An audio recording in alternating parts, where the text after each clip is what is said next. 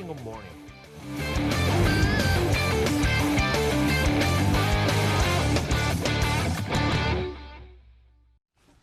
금요일 아침 글로벌 랩과 함께하고 계십니다. 이번 주 시장 분위기 좋았습니다.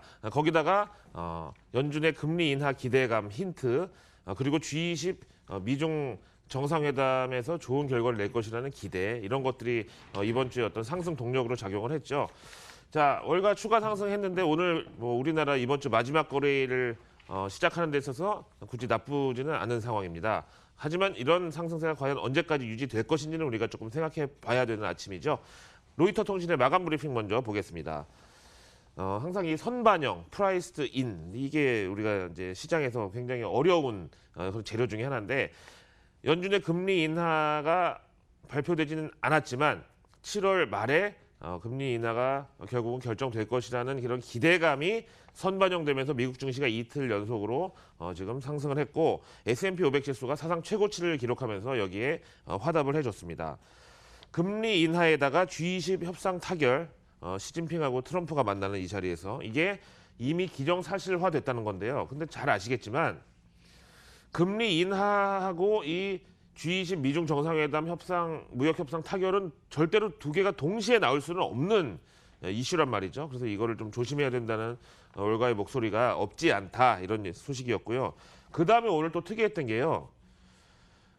위험자산의 어떤 앞단에 있는 주식, 그 다음에 안전자산의 가장 대표격인 채권, 그 다음에 역시 자산 피난처 역할을 하는 금, 그 다음에 역시 글로벌 성장과 어떤 뭐 경기 민감주의 끝판왕이라고 할 수 있는 유가, 그 다음에 또 역시 안전자산의 성격이 짙은 공포지수, 이 모든 게 다 같이 다 상승했던 하루였다. 이 중에 몇 가지는 솔직히 같이 가기 힘든 자산 클래스인데 이런 또 흔치 않은 날이었다. 그럼 이 중에 뭔가 한두 가지는 약간 좀 페이크다, 이런 식의 이제 지적이 있었다는 거죠. 오늘 일단 유가 상승은 요겁니다. 이란이 미국에 이제 드론기를 격추했는데, 우리가 이제 이 뉴스를 처음에 헤드라인에서 보고서 그냥 공원에서 왜 가지고 노는 그런 조그만 드론 있잖아요. 무슨 미우새 김건모가 가지고 노는 그런 드론이 아니고요. 무인기다 뿐이지 지금 이제 사진에 보시는 대로 굉장히 크고 정보 수집 기능이 많고 그야말로 비싼 이런 무인기를 이란에서 격추시켜가지고 펜타곤에서 이거를 가지고 강하게 어필하고 이런 하루였는데, 미국은 여기는 공해상이다. 그러니까 그 어떤 뭐 무인기든 유인기든 뭐든 간에 하여튼 드나들 수 있는 공해상인데 왜 이걸 격추시켰냐. 이란은 우리 영토를 어쨌든 침범하려고 했기 때문에 우리는 그랬다, 이랬고, 또 특이한 게 양국 군 담당자가 트위터를 통해서 서로 실시간 설전을 벌였다는 좀 웃지 못할, 진짜 뭐 세상이 많이 바뀌었다라고 이런 건 봐야 되겠죠.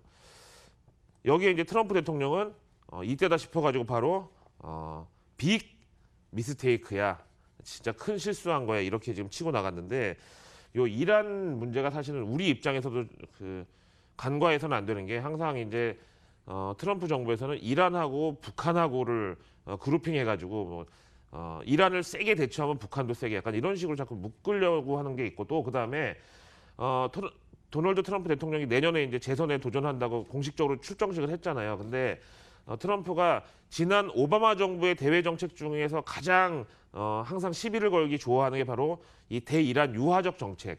이것 때문에 지금 이란이 저렇게 됐다, 뭐 지금 이런 걸 많이 시비 걸기 때문에 이란의 이런 도발을 트럼프 입장에서는 가만히 둘 리가 없다. 약간 저는 이렇게 생각합니다. 자, 이제 오늘 있었던 일 말고 이제 조금 미래를 내다보는 차원에서 G20 정상회담을 좀 볼 건데요. 미중 무역협상단이 트럼프하고 시진핑이 만나기 전에 이제 사전 협상에 돌입을 할 건데, 다음 주 화요일로 일정이 지금 잡혀 있다 그래요.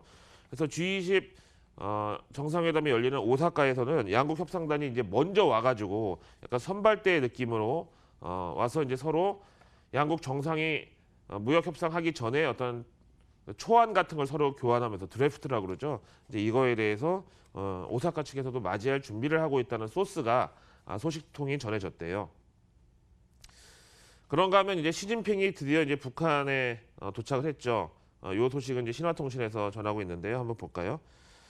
시진핑 방북에 있어서 지금 보시는 대로 그야말로 의미가 중대하다. 예.